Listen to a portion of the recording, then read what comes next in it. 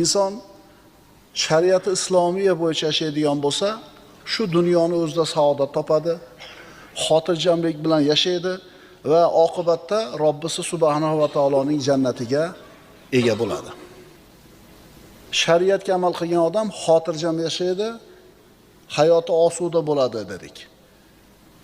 Shariatga amal qilgan odam boy bo'ladi demadik. Odamlarni kallasidagi asosiy g'am mana shu dunyo matohi boylik bo'lib qolganligi uchun, hayotda oldiga qo'ygan maqsadlari noto'g'ri bo'lganligi uchun inson hech qachon bu dunyoda saodat topa olmaydi. Maqsad boy bo'lish emas, shuninglar. Alloh taolo bandalarning rizqini o'zi taqdir qilgan. Kimi rizqini keyin yozgan, kimikini tang qilgan, kimni boy bo'lishini xohlagan, kimni faqir yashashini xohlagan.